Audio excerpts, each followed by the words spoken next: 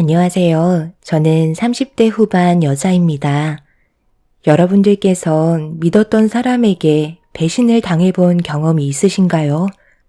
저는 평생 함께할 거라 생각했던 남편에게 배신을 당하고 말았습니다. 지금은 이혼을 했지만 아직도 그때의 상처는 아물지 않았습니다. 남편과 저는 가진 거 없이 시작을 했었어요. 젊은 게 재산이라고 열심히 살다 보면 저희 부부에게도 분명 좋은 날이 올 거라고 믿고 있었습니다. 저희의 계획은 안정적인 주거 환경이 마련이 되었을 때 아이를 가질 계획을 세우고 열심히 앞만 보며 달려왔었습니다.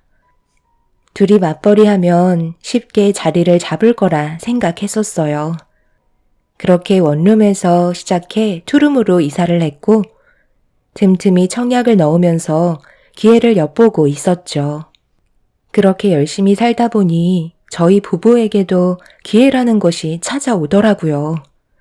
청약이 당첨되었다는 문자가 도착하게 되었고 가진 재산 모두 탈탈 털어 계약금과 중도금을 납부하면서 저희가 계획했던 삶의 목표에 한 걸음 다가갈 수 있었습니다. 그런데 어느 날 엄마가 저를 개인적으로 부르셨어요. 제가 태어났을 때부터 엄마는 아빠와 함께 분식집을 운영하고 계셨는데요. 아빠가 일찍 세상을 떠나시면서 모든 걸 혼자서 감당하셔야만 하시다 보니 날이 갈수록 건강이 안 좋아지셨어요. 그래서 웬만하면 주말에 남편과 자주 찾아뵈었는데 그날은 저만 따로 부르시길래 뭔가 느낌이 좋지 않아 불안한 마음으로 분식집 문을 열고 들어가게 되었죠. 여자의 촉은 무시할 수 없는 게 엄마가 옆 건물의 부동산 사장님과 대화를 주고받고 계셨습니다. 엄마는 저를 보자마자 급하게 상황을 정리한 다음 밝게 웃으시며 반겨주셨어요. 그리고 제가 정말 좋아하는 떡볶이와 여러 가지 분식류를 제 앞에 내어주시며 많은 고민에 빠져있는 모습을 보여주고 계셨습니다. 엄마는 그늘진 얼굴로 조심스럽게 입을 여셨어요. 엄마가 분식집을 운영한 지도 30년이 넘어가다 보니 이제 많이 지쳤는지 몸이 예전 같지가 않네.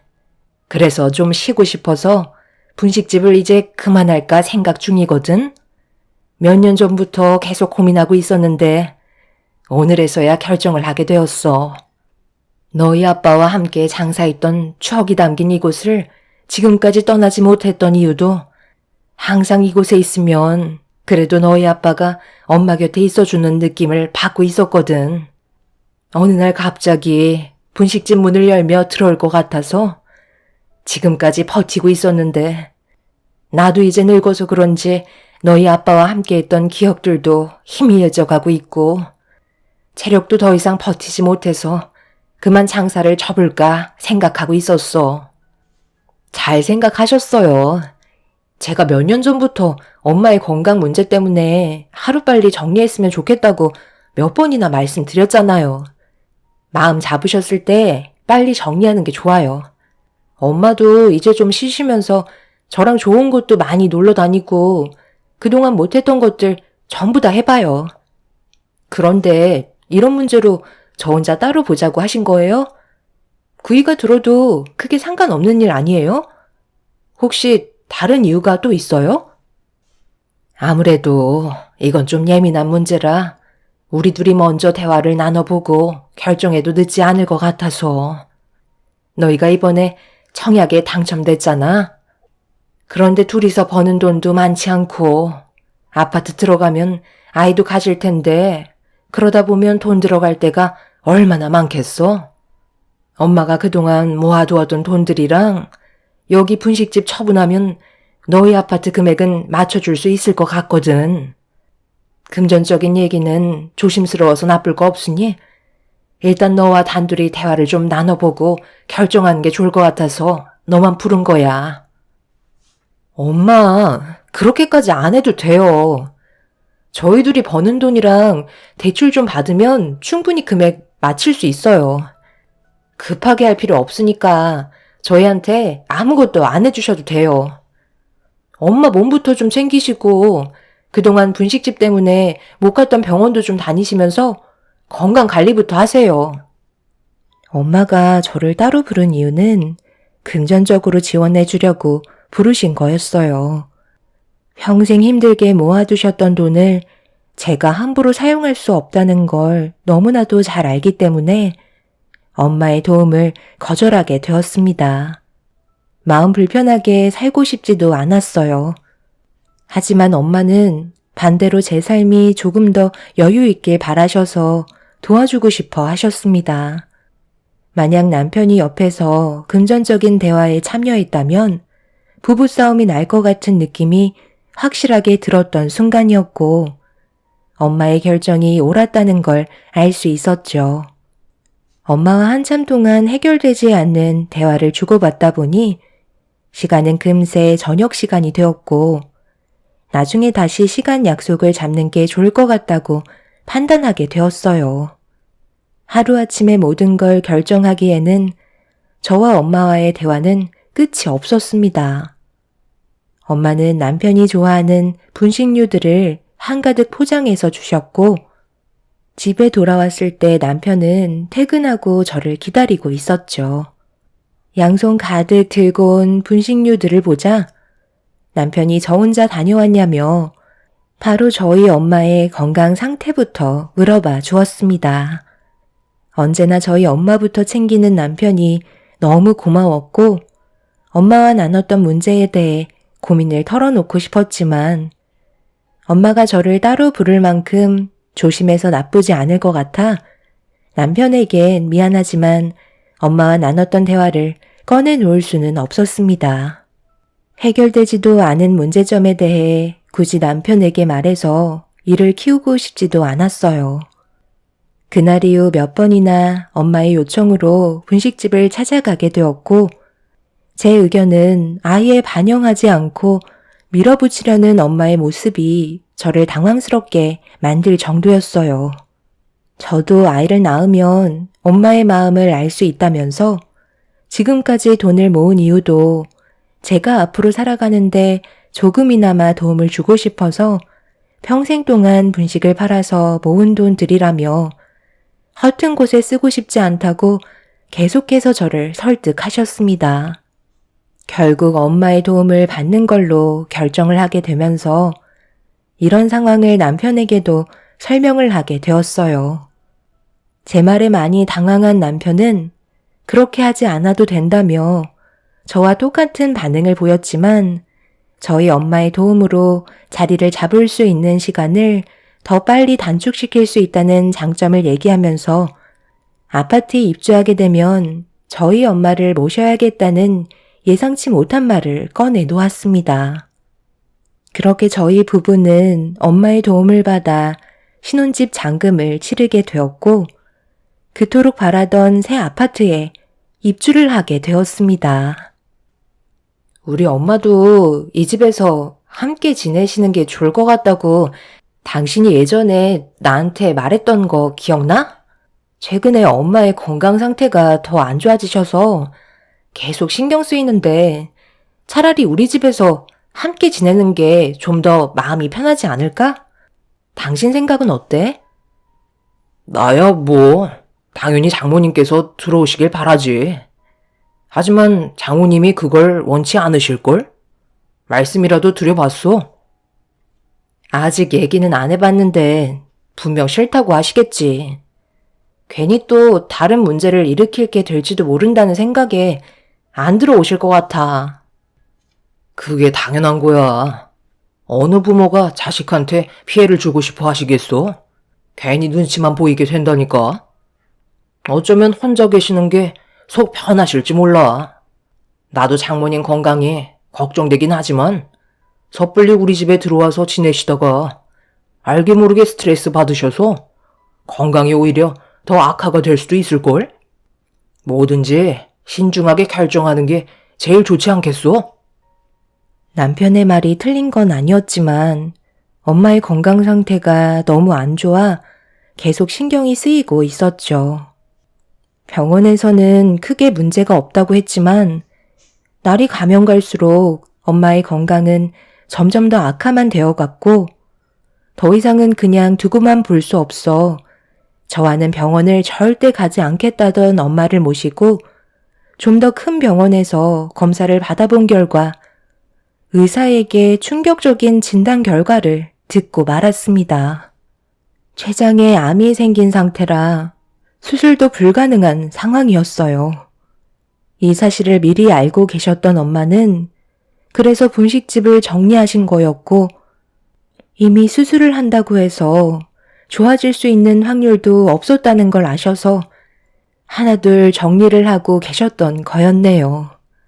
저는 이런 사실을 전혀 모르고 있던 상황이라 너무 큰 정신적 고통이 뒤따랐고 오래 버티지 못하실 거라는 의사의 말에 그 자리에서 오열을 하고 말았습니다. 췌장암이라는 게 초기에 발견될 수 있는 확률이 거의 없기 때문에 어쩔 수 없다는 의사의 말에 기적을 바라볼 수 없냐고 여쭤봤지만 고개를 절레절레 흔드셨습니다. 엄마도 이미 손을 쓰지 못한다는 사실을 아시고 저에게 계속 이 사실을 숨기고 계셨던 거였어요. 남은 기간은 길어야 6개월의 시간이 주어진 상태였고 저는 중병에 걸리신 엄마를 일단 집으로 모셨습니다. 그런데 집에 도착하니 꽤 시끌벅적한 소리가 현관문 밖에까지 들리더라고요. 그리고 문을 열자마자 눈앞에 펼쳐진 광경에 입을 다물지 못했네요. 왜 이렇게 늦게 왔어? 연락도 안 받아서 우리 먼저 시작했지.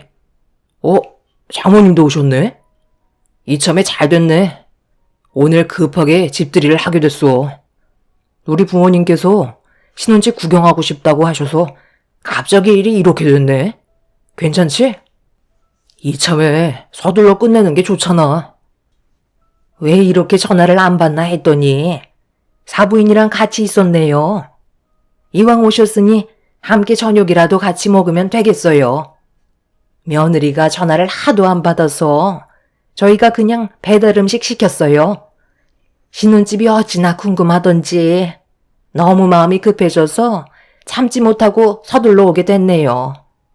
요즘 건강 상태가 많이 안 좋으시다는데 내가 봤을 때는 멀쩡해 보이는데 분식집을 그만두시니까 얼굴에 혈색이 돌아오셨나 보다. 그러게 제가 진작 그만 정리하라고 몇 번이나 얘기했었잖아요. 서 있지 마시고 어서 들어오세요. 그런데 당신 얼굴 표정이 왜 이렇게 안 좋아? 무슨 일 있었어? 눈도 빨개진 걸 보니까 설마 울은 거야? 왜 그래? 무슨 일인데? 우리 엄마 건강 상태가 많이 안 좋아. 당신한테는 미안하지만 집들이는 나중에 다시 하면 안 될까?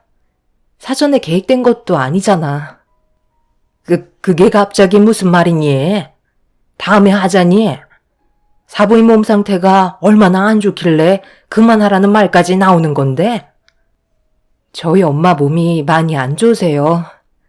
오늘 병원 갔다 왔는데 췌장암이시래요. 그동안 정말 오래 버티셨다고 앞으로 6개월 정도의 시간밖에 안 남았다는데 지금 서 있는 것조차 많이 힘들거든요. 일단 저희 엄마 안정을 취하셔야 하니까 나중에 다시 하면 안 될까요? 기분 좋은 날 안 좋은 소식 전해드려서 정말 죄송합니다. 이럴 줄 알았으면 그냥 집으로 돌아갔을 텐데 거리가 너무 멀어서 일단 휴식 좀 취하려고 잠깐 들렸거든요. 방에 들어가서 누워있으면 되니 저는 신경 쓰지 마시고 마저 식사하시면 될 것 같네요. 그게 되겠어요? 벌써 사부인의 몸이 어떤 상태인지 벌써 다 들었는데 음식이 목으로 넘어가겠냐고요. 아들, 오늘은 일단 일이 이렇게 됐으니 나중에 다시 오도록 하마. 사부인께서도 일단 휴식을 취하셔야 한다잖니. 잠깐만요. 이제 막 시작하려는데 왜 가시려고 그래요? 장모님도 신경 쓰지 말고 마저 식사하라고 얘기하셨잖아요. 그렇긴 한데 아무래도 영 신경 쓰여서 말이야. 우리도 힘들게 시간 내서 오긴 한 건데 어쩌겠니? 환자가 우선이잖아. 당신 잠깐 이리 좀 와봐. 나랑 따로 대화 좀 하는 게 좋을 것 같아. 오기 전에 나한테 전화 한 통 할 수 있는 거 아니야? 방금 내가 얘기했잖아.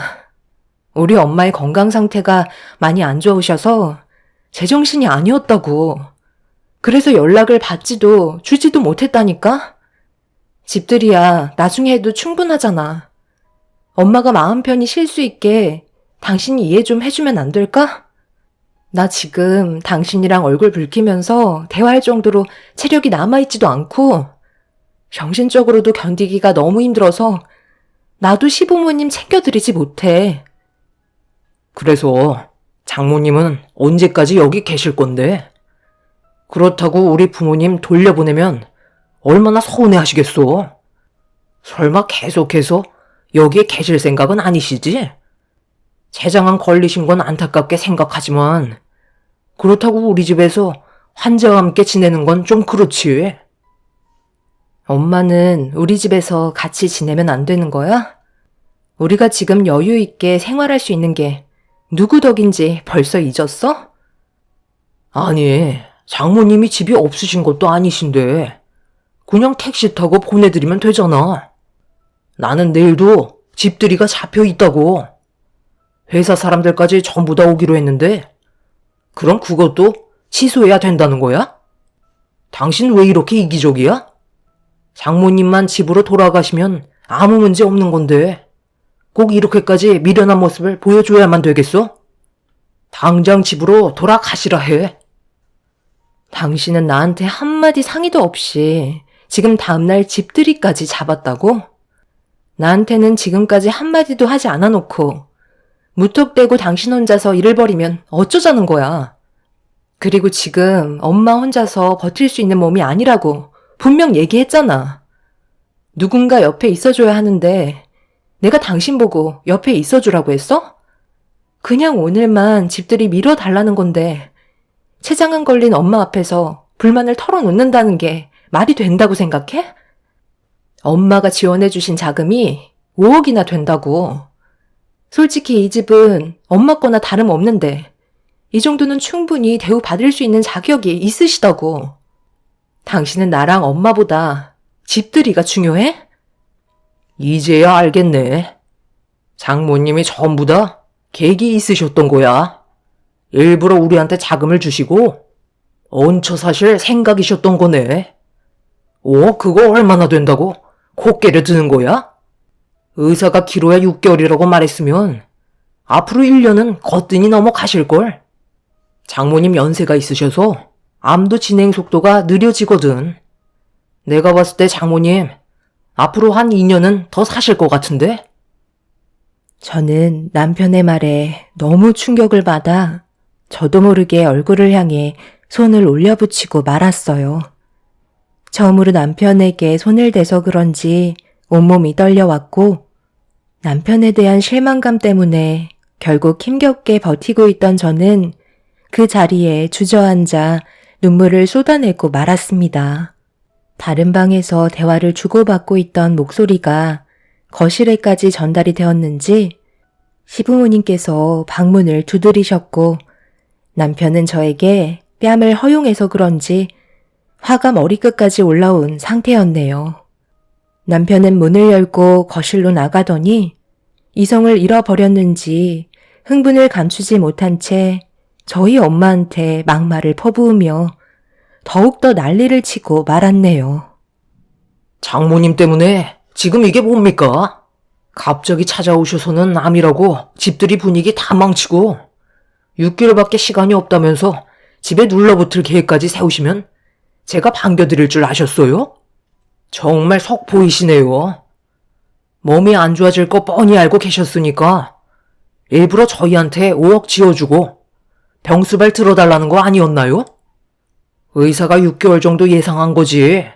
앞으로 길면 1년이 될지 2년이 될지 그걸 누가 알겠어요? 장모님께서 췌장암 걸릴 줄 아무도 몰랐던 것처럼 앞으로 살 날도 아무도 모른다고요. 내가 여길 오는 게 아니었는데 미안하게 됐네. 기분 좋게 집들이 하고 있었는데 분위기 망쳐서 속이 상했겠지. 여기에 머물러 있을 생각 없으니까 그만 흥분을 가라앉히고 이제 진정 좀 하겠나. 나도 피해를 주고 싶은 마음은 없었다고. 당신 정말 이런 사람이었어? 술도 얼마 먹지 않았으면서 어떻게 아픈 환자인 우리 엄마한테 상처되는 말을 아무렇지도 않게 할 수가 있는 거야? 내가 아까도 얘기했지? 이 집은 당신이랑 내가 마련한 게 아닌 엄마가 평생 동안 분식 팔아서 우리 잘 되라고 지원해 주신 돈이라고. 그런데 어떻게 그런 말을 할 수가 있어?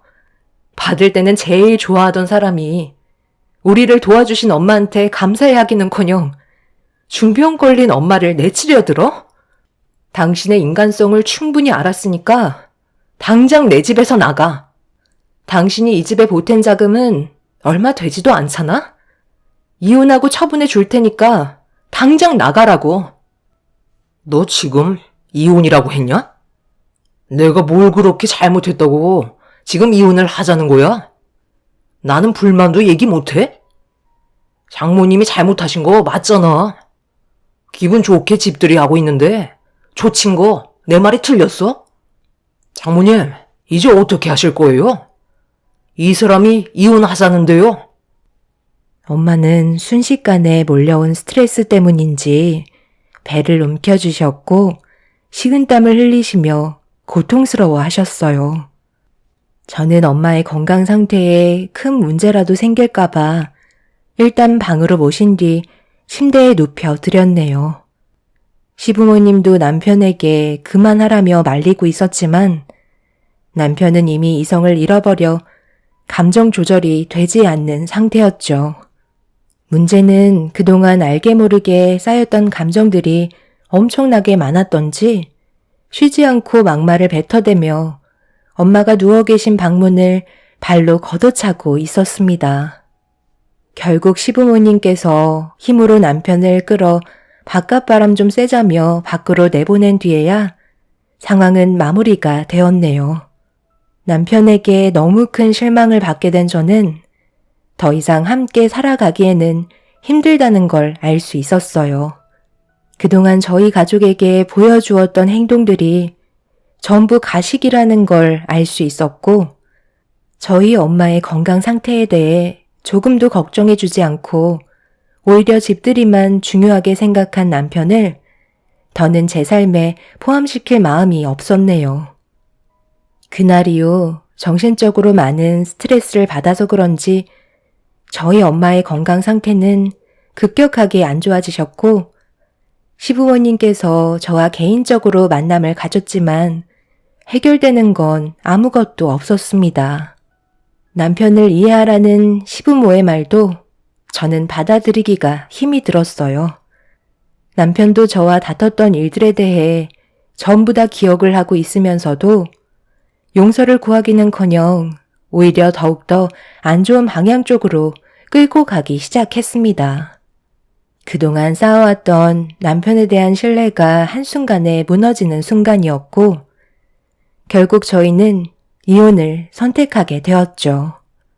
저희가 그토록 원했던 신혼집은 처분을 한 뒤에 재산을 나눴고 남편은 2번 다시 얼굴 볼 일 없을 거라며 막말을 뱉은 뒤 저희 부부는 등을 돌리게 되었습니다. 그렇게 이혼을 하고 시간이 지나는 동안 저는 엄마를 보살펴 드리면서 남은 시간을 함께 보내고 있었어요. 엄마와 함께하는 모든 순간들을 소중하게 생각하며 지내던 어느 날 엄마와 오랜 시간 동안 대화를 나누다가 잠이 들었는데 다음날 아침에 옆에 누워 계신 엄마를 부르며 깨우는 순간 저는 그 자리에서 오열을 하고 말았어요.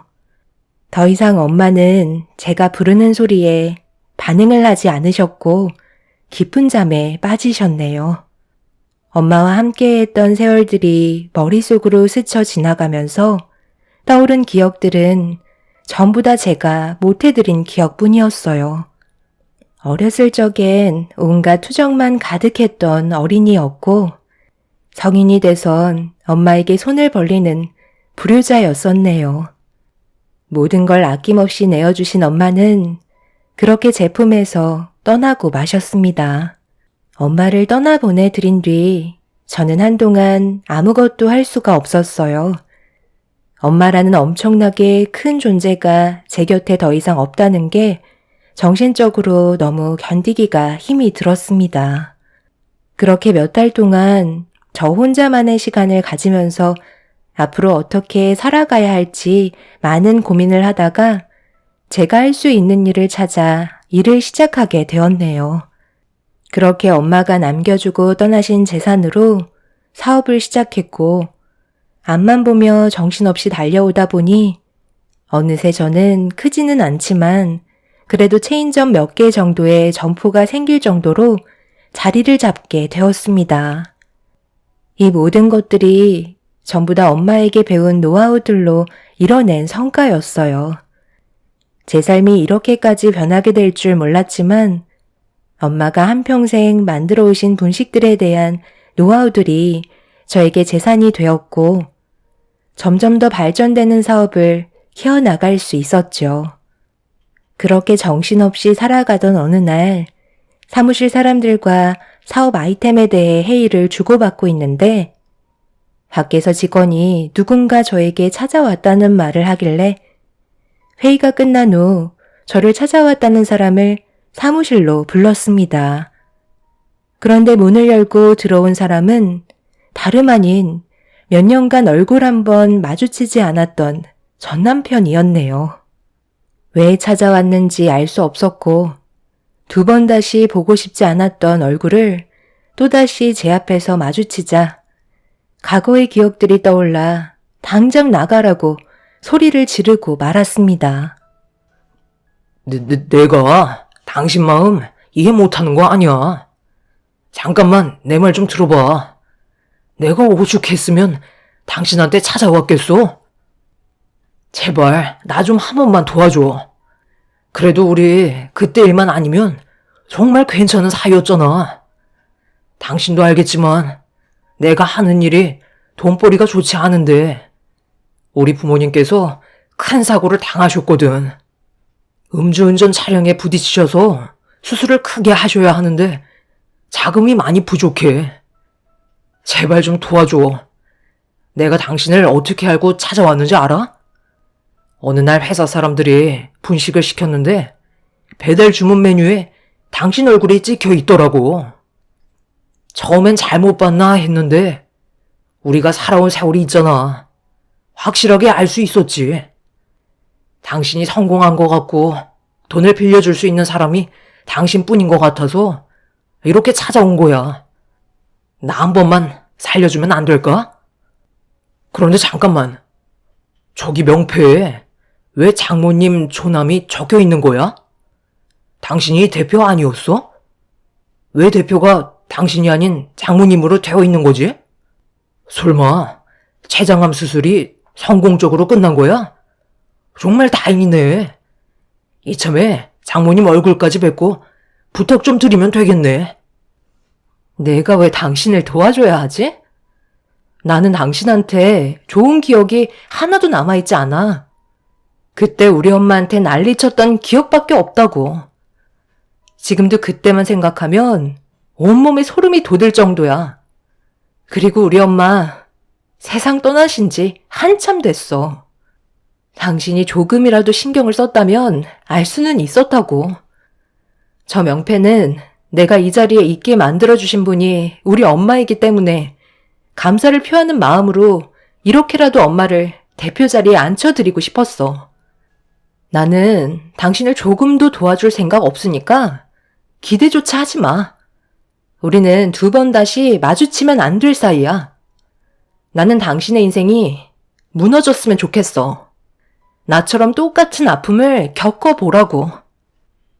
남편은 중역실에 있는 저희 엄마의 명패를 보자 땅을 치며 눈물을 흘렸고 자기의 잘못을 뉘우친다며 한 번만 용서해달라고 애원하고 있었네요.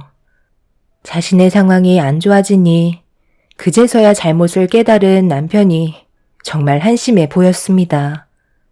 저는 더 이상 얼굴 볼 일 없을 거라며 남편을 회사에서 내쫓아 버렸습니다. 그날 이후 2번 다시 제 앞에 나타나지 않았지만 마음이 편한 건 아니네요.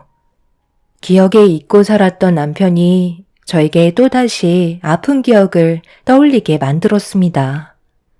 시부모님이 사고로 많이 위중하시다는 소식만 접한 상태이네요.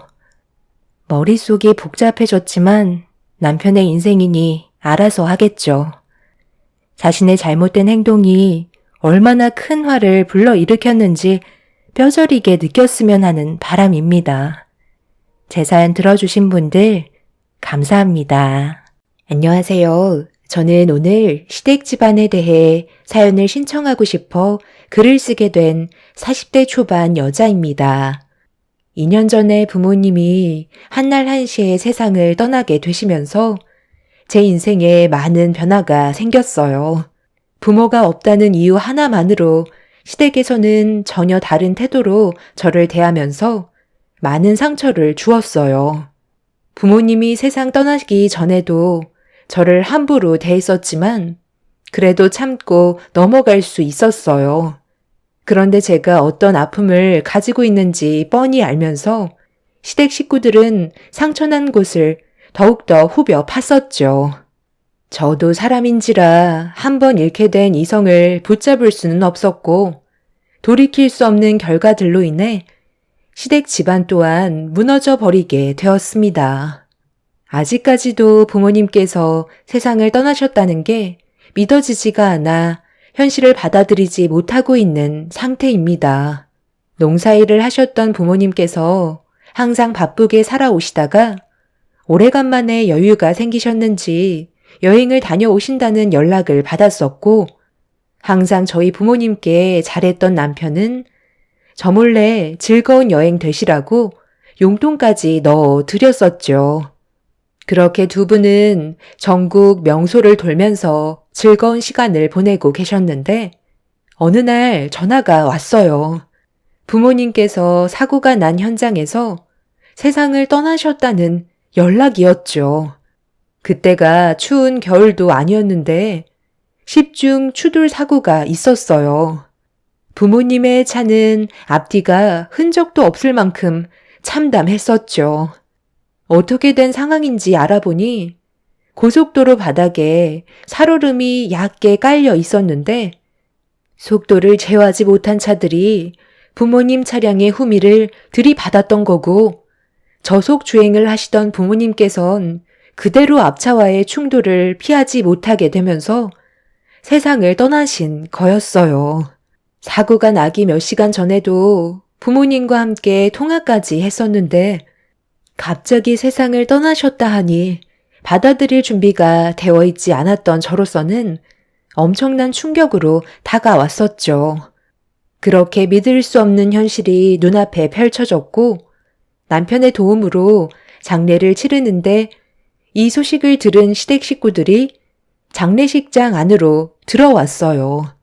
그때 당시 정신이 정말 나가버린 저를 바라보신 시모가 하셨던 첫마디가 아직까지 기억에 남네요.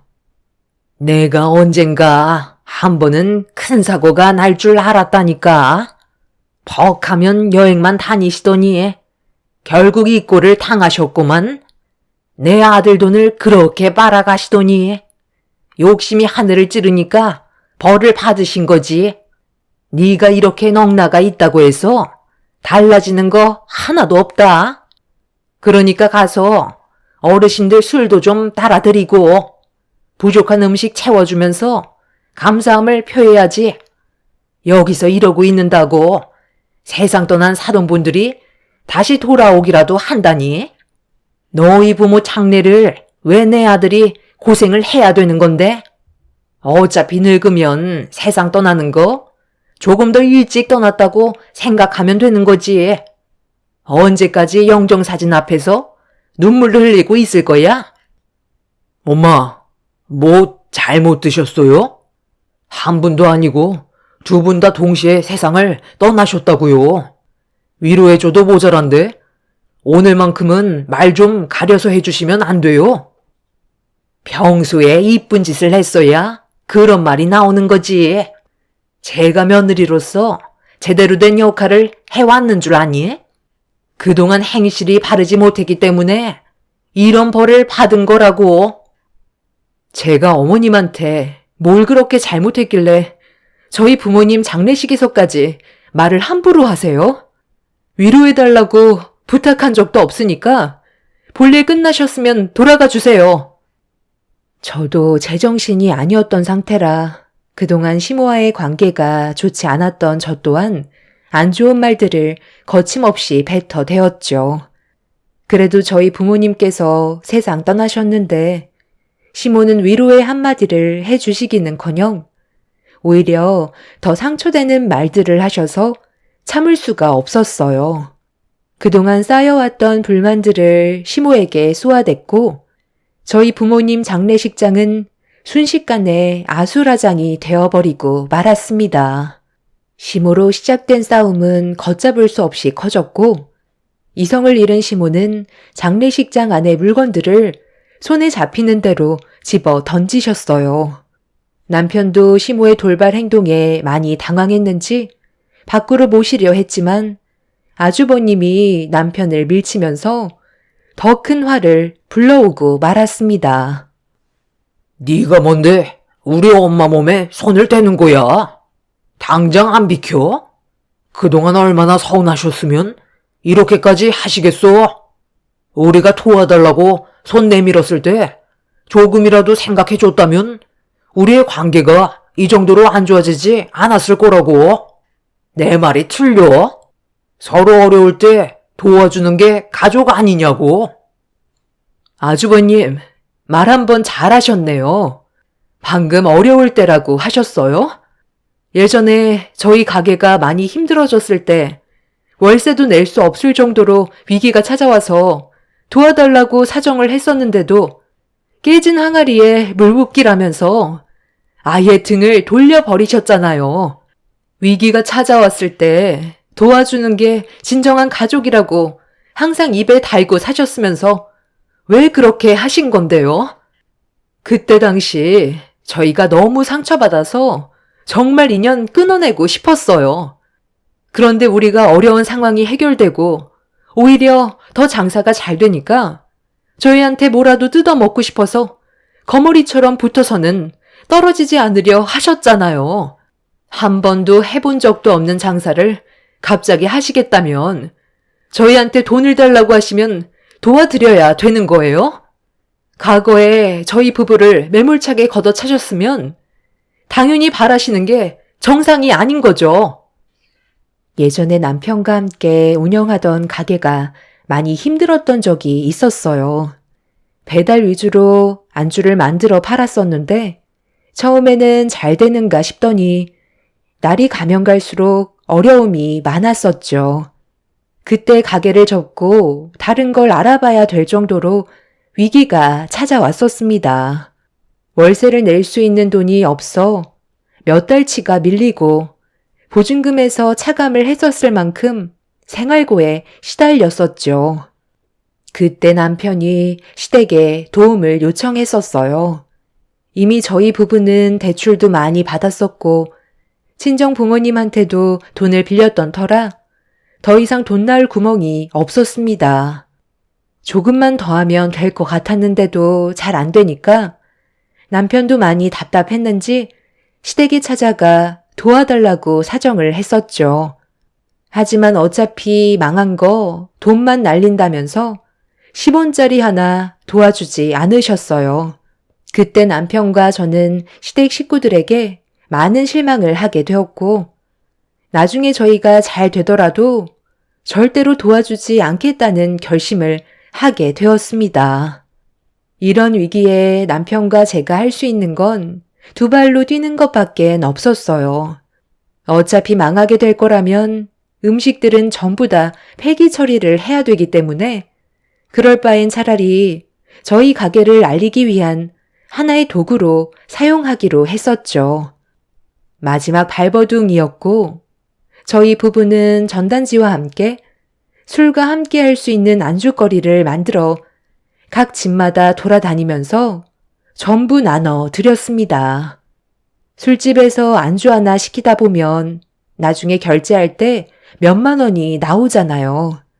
저희는 부담스러운 가격을 확 낮췄고 굳이 나와서 술집에 가지 않아도 집에서 간단히 저희가 준비한 음식들로 간편하게 해결할 수 있다는 장점을 살려 저희 가게를 모르는 지역 분들에게 계속해서 알렸습니다. 그렇게 되자 어느덧 배달 전화가 한두 통 오게 되었고 저희 부부가 계획했던 대로 조금씩 일이 잘 풀리기 시작했어요. 거의 1년은 남은 거 없이 전부 다 퍼줬었죠. 이런 노력이 결국 좋은 성과를 가져오게 되면서 처음엔 작게 시작했던 사업이 점점 더 크게 확장이 되었습니다. 저희가 잘 되자 아주버님이 그걸 보고 배가 많이 아프셨는지 본인들도 해보겠다며 장사를 시작한다고 도와달라고 했지만 과거에 저희 부부한테 위기가 찾아왔을 때 도와주지 않았던 아픔들 때문에 일절 도움을 주지 않았어요. 시부모님께서도 아주버님을 도와주는 게 좋겠다고 하셨지만 저희는 그렇게 하지 않았었죠. 도와줬어도 아주버님은 준비 없이 무작정 시작했기 때문에 망하는 건 당연했었어요. 그런데 이 모든 걸 저희 부부에게 탓을 돌렸고 서로의 감정이 안 좋았던 상태라 연락도 하지 않고 지냈었죠. 시부모님께서도 집안의 장남이라고 아주버님 편만 들지 저희가 받았던 상처에 대해서는 조금도 생각해주지 않았습니다. 그렇게 되자 시댁에 가는 발길도 끊어버리는 상황까지 오고 말았습니다. 얼굴 안 보고 지내는 게 오히려 더 행복한 생활을 유지할 수 있었죠. 그리고 이런 생활을 유지하며 살아오던 도중에 부모님께서 갑작스런 사고로 세상을 떠나시게 된 거였고 시모는 장례식장에 오자마자 저에게 마음을 곱게 쓰지 못해서 벌을 받게 된 거라며 상처되는 말을 꺼내셨던 거였어요. 안 좋은 관계를 유지하면서 살아왔던 만큼 격한 싸움이 벌어졌었고 장례식장에서 한바탕 난리를 친 다음 시댁 식구들은 돌아가게 되었죠. 부모님께서 세상을 떠나신 것도 충격인데 시댁 식구들까지 난리를 치고 가니 제가 버틸 수 있는 상태가 아니었어요. 그렇게 한참 동안 부모님의 영정 사진을 바라보면서 오열을 하다 지쳐 잠이 들었고 남편도 많이 힘들었는지 제 옆에서 잠깐 눈을 붙였었는데 갑자기 무언가 차가운 것들이 제 머리 위로 쏟아져 내렸어요. 너무 놀라 벌떡 일어나 고개를 들어 올리자 집으로 돌아가신 줄 알았던 시모가 다시 나타나 큰 봉지 안에 들어있던 각 얼음을 제 얼굴에 뿌려대고 있었습니다. 갑자기 들어오셔서 지금 뭐 하시는 거예요? 왜 얼음을 제 머리 위로 쏟으시는 건데요? 뭐하러 또 오신 거예요? 저희는 어머님 얼굴 보고 싶지 않다고요. 네가 제정신이 아닌 것 같아. 걱정돼서 정신 좀 차리라고 마트에서 얼음 한 봉지 사다가 머리에 뿌려준 건데 뭐가 잘못됐니? 부모가 세상 떠났는데 잠이나 자고 있으니 사돈분들이 얼마나 마음이 아프겠어? 장례를 치르려면 똑바로 해야 될 거 아니야? 조금 있다가 사람들 올 거니까 정신 똑바로 차리고 있어라. 시모는 갑자기 알 수 없는 말을 꺼내셨고 잠시 뒤 아주버님이 다시 들어오셨어요. 그리고 조이금함에 자리를 잡고 앉으셨죠.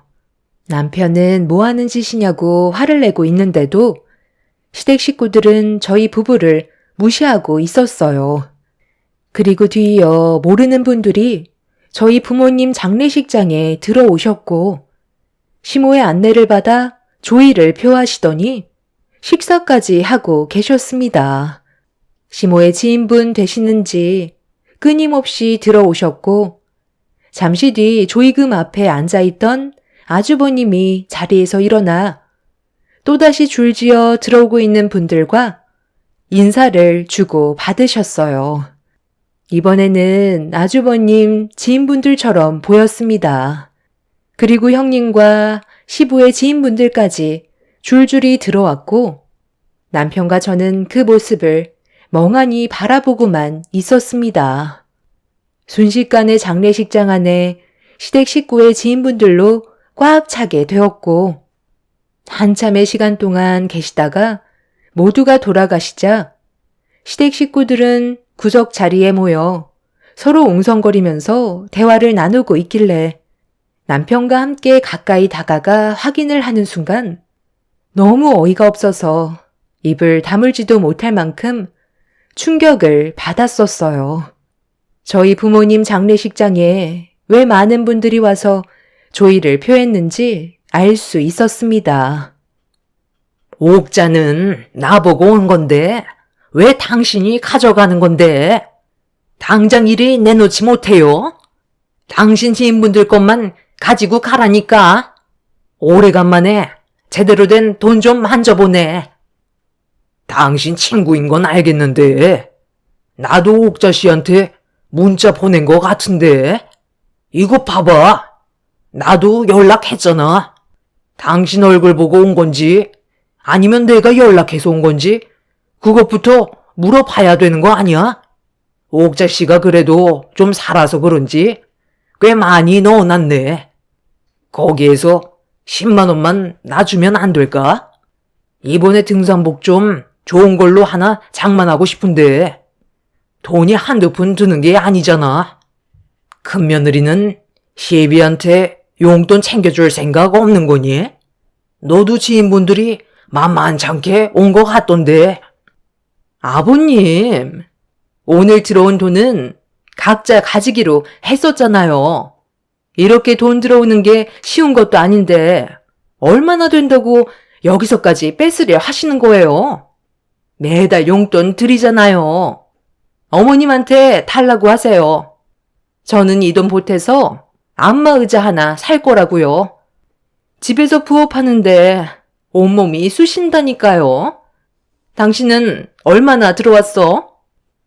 나는 생각보다 몇 명 오지 않아서 금액이 많지는 않네.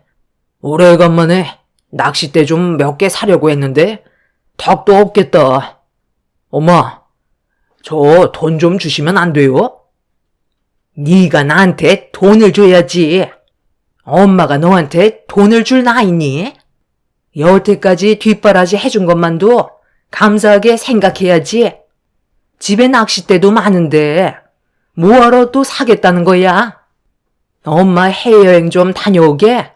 그 돈 엄마한테 줘라. 이럴 때 효도하는 거지. 언제 하려고? 맨날 말로만 그러지 말고 이번 기회에 제대로 된 효도 좀 해보라고. 다들 여기서 뭐 하세요? 갑자기 많은 분들이 오셔서 뭐 하시는 건가 싶었는데 이게 목적이었어요? 세상 떠나신 장인 장모님을 이용해서 돈을 받으려고 이런 일을 꾸민 거냐고요. 그 돈들 도로다 넣어두세요. 여기에서 먹고 마신 음식들이 얼마인 줄 아세요? 어떻게 가족이라는 사람들이 다들 이 모양인 거예요? 먹고 마시는 거 얼마나 나왔다고 그래? 그 정도는 너희 보고 온 사람들의 조의금으로 충분히 충당할 수 있잖아. 기회는 왔을 때 잡아야 되는 법이야. 돈 들어올 곳이 생겼는데 이런 좋은 기회를 놓칠 수야 있겠어? 한 사람만 세상 떠났다면 오지도 않았겠지만 너희 사돈이 두 분 다 세상을 떠났으니까 꽤 많은 사람들이 위로해 주려고 찾아온 거다. 와준 것만도 감사하게 생각해야지. 그리고 사돈 두 분 생전에 우리랑 아는 지인분들 같이 동반여행도 가고 식사도 가끔 했어서 다리 건너 하시는 분들이라 어려운 발걸음 하신 거야. 우리 여기서 이럴 게 아니라 볼일 끝났으면 이제 그만 집으로 가서 해결 보자고. 저는 시댁 식구들의 생각 없는 행동들 때문에 너무 충격을 받아 주저앉아 그 모습들을 멍하니 바라만 보고 있었고, 남편은 시댁 식구들을 밀치면서 각자 나눈 조의금을 뺏으려고 난리를 쳤어요. 하지만 시부가 남편을 밀치면서 제지를 했고, 시댁 식구들은 급하게 장례식장을 빠져나갔습니다. 저희 부모님의 장례를 이용해 돈 벌 생각을 한 그 사람들을 용서해 주고 싶지 않았어요. 더 이상 인간들이 아니라고 생각했고, 부모님의 합동 장례가 끝이 나면 두 번 다시는 얼굴을 보고 싶지 않았습니다. 그렇게 저희 부모님의 장례를 힘겹게 끝을 낼 수 있게 되었고, 시댁 식구들과의 연락은 전부 차단했어요. 앞으로 어떠한 도움을 요청한다 해도 조금도 도와주지 않을 생각이었죠. 시댁 식구들 또한 저희 부부에게 더는 연락이 오지 않았고, 그렇게 2년이라는 시간이 흘러버렸습니다. 부모님이 세상 떠나신 지 2년이 넘어가는데도 실감이 나지 않더라고요. 부모님과 함께했던 동네만 지나쳐도 생각이 나서 저도 모르게 눈물이 날 정도로 시간은 더 필요했어요. 부모님께서 세상을 떠나시기 전에 남편과 좋은 관계를 유지해 와서 그런지 저처럼 같은 아픔을 느끼고 있었죠. 그래도 산 사람은 살아야 되기 때문에 하루하루 열심히 살았었어요. 아이들도 하루가 다르게 자랐고, 그래도 가족끼리 좋은 추억도 많이 만들려고 정말 많이 노력하면서 살아왔습니다. 아이들은 저만 바라보면서 살아오기 때문에 부모를 떠나보낸 슬픔을 가지고 계속 살아갈 수는 없었죠. 이런 삶을 유지해 오면서 사는 동안 저희는 체인점도 몇 개 오픈하게 되었고, 안정적으로 가게 운영을 할 수 있었어요. 그런데 최근에 오픈한 가게에서 연락이 왔고 황당한 말을 듣게 되었습니다. 저희와 가족이라면서 음식을 무상으로 가져가려는 손님 때문에 곤란한 상황에 처해 있다며 어떻게 해야 될지 몰라 사장님이 저에게 전화를 하셨어요. 제가 바꿔달라고 하자 수화기에서 들려온 목소리는 다름 아닌 아주버님과 형님이었습니다. 2년이 지나고 처음 듣게 된 목소리였죠. 기분이 좋지 않았지만 이제 막 오픈한 가게에 안 좋은 소문이 돌면 안 되기 때문에 침착하게 대응을 했어요. 무슨 일 때문에 오픈한 가게에서 소란을 피우냐고 물어보았죠. 재수씨, 오래간만이에요. 그동안 잘 지내고 있었어요? 아니, 우리 동네에 체인점을 냈으면 먼저 연락을 줬어야죠. 한잔하고 집에 들어가려는데 재수씨 가게가 딱 보이길래 너무 놀라서 들어와 보니까 알고 보니 체인점이더라고요. 요즘 상당히 잘 나가나 봐요. 저희는 매일이 아주 죽을 맛인데 혼자서 잘 먹고 잘 살면 좋아요. 맨날 술 생각나면 여기 와서 먹어도 되는 거죠. 가족이니까 여기에 있는 음식들은 전부 무상으로 먹어도 되는 거잖아요.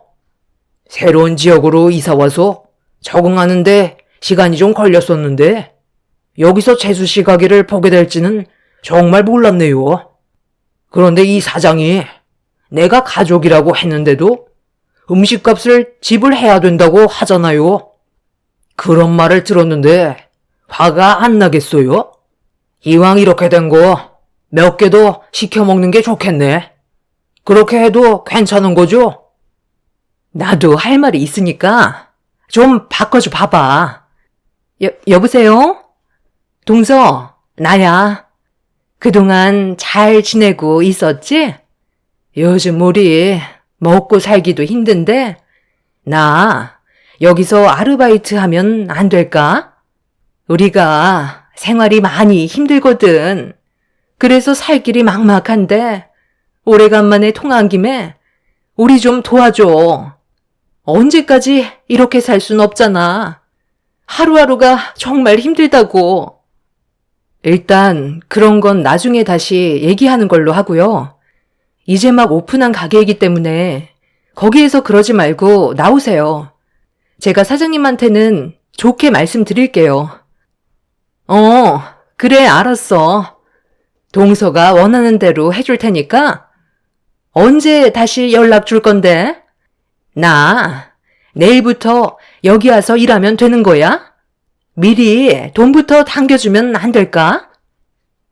갑작스럽게 연락을 하게 된 형님 내외는 어이없는 말들을 늘어놓고 있었죠. 둘 다 술에 취해서 혀까지 꼬여서는 제대로 말도 못하길래 일단 대충 둘러대고 돌려 보냈습니다. 이런 상황을 남편도 듣게 되었고 저희는 다음날 새로 오픈한 가게로 출근을 했어요. 그렇게 장사 준비를 도와주고 있는데 전날에 저와 통화한 걸 잊지 않고 기억하고 있었는지 형님 내외가 가게 문을 열며 들어오고 있었습니다.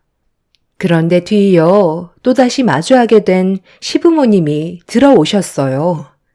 두 번 다시 마주치고 싶지 않았던 사람들과의 끈질긴 인연 때문에 너무 짜증이 몰려왔어요. 좋은 기억도 없고 그동안 며느리로 살면서 온갖 상처를 받았던 저는 그 사람들을 좋은 시선으로 바라볼 수는 없었죠. 저와 남편은 아무 말도 하지 않고 시댁 식구들을 바라보고 있는데 시모가 갑자기 양팔을 걷어붙이더니 주방으로 들어가셨어요. 사장님은 당황해서 저에게 도움을 요청했고 제가 나오시라고 했는데도 시모는 주방에서 사장님이 만들던 음식을 대신하고 있었죠. 일단 나오시라고 했잖아요. 왜 제 말을 무시하시는 거예요? 지금 한창 가게 오픈 준비해야 되는데 이러시면 방해만 된다고요. 그만 좀 나오세요. 어제 나랑 얘기했던 거 기억 안 나? 나 오늘부터 여기에서 일하기로 했잖아. 내가 힘들까봐 아버님 어머님께서 도와주신다고 하셨거든. 가게가 오픈한 지 얼마 되지 않아서 정신없고 포장 주문 손님들도 많다며. 그럼 일손이 부족할 거 아니야. 여기 직원 몇 명으로 돌아가는 건 쉽지 않잖아. 그 대신 우리 부부랑 아버님 어머님 월급까지 신경 써줘야 되는 거 알지? 이래서 가족이 있어야 되는 거야. 힘들 때 항상 옆에서 도와주잖아. 우리와 그동안 얼굴 안 본 사이에 동서가 많이 힘들었는지 살이 아주 쏙 빠졌네. 몸도 고생, 마음도 고생했으니 얼마나 힘들었겠어. 앞으로 걱정하지 말고 나한테 전부 다 얘기해. 해줄 수 있는 건 다 해줄게. 일단 테이블부터 닦아야 되겠지? 이 가게는 배달 위주라서 그런지 홀에는 테이블이 몇 개 없네. 남의 가게에 무작정 들어와서 행패 부리지 말고 그만들 나가주세요. 가족이면 이렇게 밀고 들어와서 억지를 부려도 되는 거예요? 경찰이라도 부를까요? 그럼 오늘 우리가 일하는 거 보고 결정해라. 그럼 되는 거 아니니? 아들, 너는 도대체 누구 편인 거야? 내가 남도 아니고 너를 낳아준 엄마인데 계속 매몰차게 행동할 거니? 엄마가 전부 치는 건 기가 막히게 하는 거 알지? 주방은 내가 책임지고 할 테니까 너희들은 재료나 다듬고 홀 청소나 좀 해라. 한번 해보고 싶은 대로 해보세요. 사장님, 새로 고용한 직원이라고 생각하시고 제대로 굴려주세요. 그리고 채용을 할지 안 할지 그건 제가 생각해 볼게요.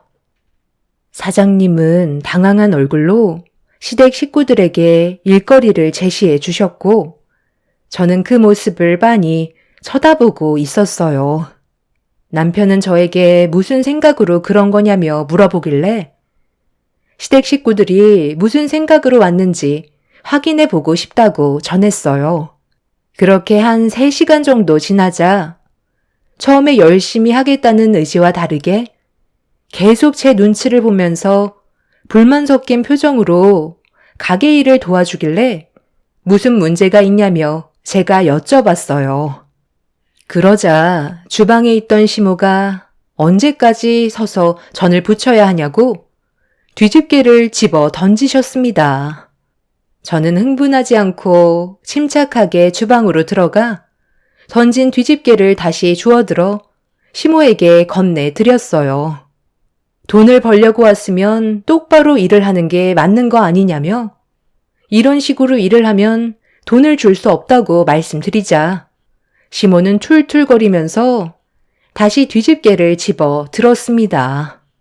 저는 시모 옆에서 묵묵히 음식 만드는 걸 지켜보고 있었는데 갑자기 다시 한번 뒤집개를 던져 버리시더니 가게가 떠나갈 정도로 화를 내면서 막말을 퍼부으셨어요. 꼴값 그만 떨고 제가닥 전이나 붙여라. 시애미가 힘들게 땀 흘리면서 이 짓을 왜 해야 되는 건데? 나는 용돈을 받으러 온 거지 일을 하러 온 게 아니란 말이다.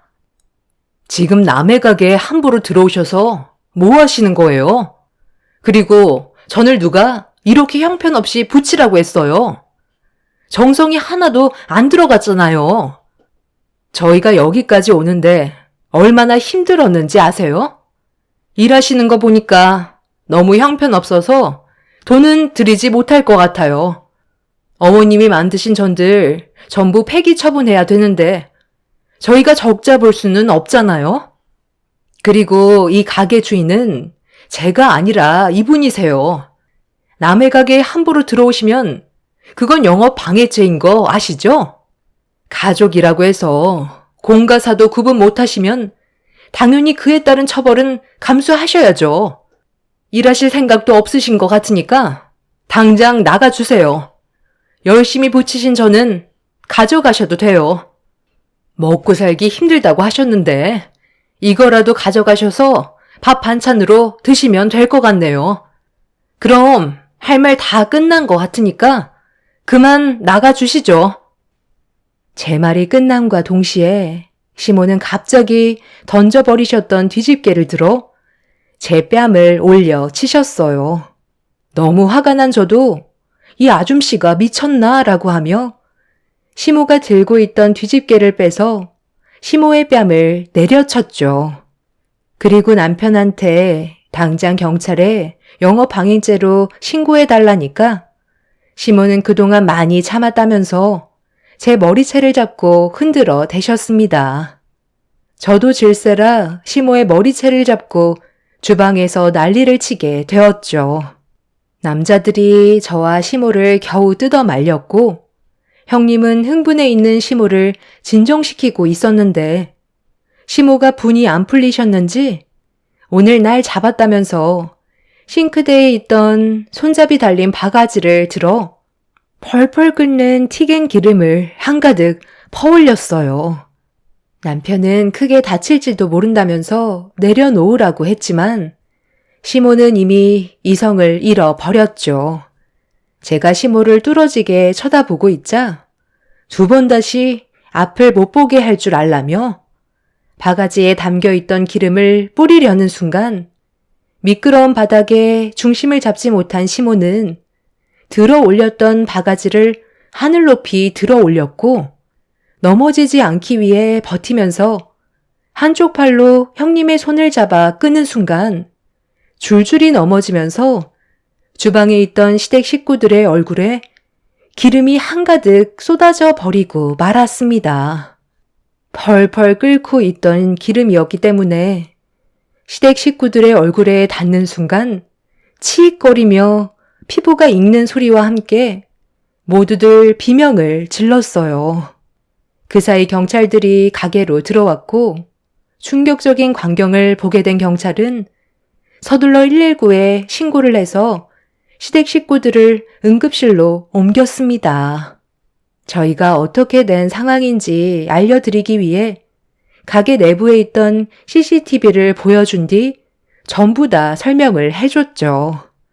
저희 잘못이 아니라는 걸 알게 된 경찰분들은 시댁 식구들이 치료가 끝나면 추가적인 조사를 진행하겠다는 말을 끝으로 돌아가게 되었고, 남편과 저는 어질러진 가게를 전부 다 치웠습니다.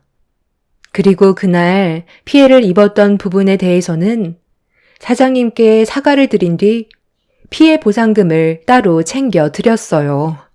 그렇게 가게의 일을 정리한 다음 남편과 함께 늦은 시간이 되어서야 병원에 도착할 수 있었고, 이미 치료가 끝났는지 병실로 옮겨졌길래 들어가 시댁 식구들의 상태를 확인하는 순간 생각보다 심각해진 상황에 저는 인상이 찌푸려지고 말았습니다.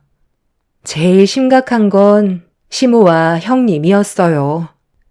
시모는 두 눈꺼풀에 화상을 입어 앞을 볼 수 없게 붕대를 감고 있었고, 형님은 머리와 이마 쪽에 화상을 입어 머리카락도 듬성듬성 빠진 상태로 붕대가 감겨 있었습니다. 옆에는 아주버님과 시부가 누워 계셨는데 목 쪽과 몸에 화상을 입은 상황이었죠.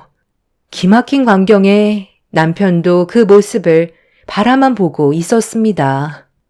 모두들 괴로움의 고통 속에서 힘들어하고 있는데 옆에 계셨던 의사는 치료 기간이 상당히 오래 걸릴 것 같다며 시모와 형님은 6개월 이상 병원에 입원해야 될지도 모른다며 시모는 실명까지 가게 될 수도 있다는 충격적인 말을 꺼내셨죠.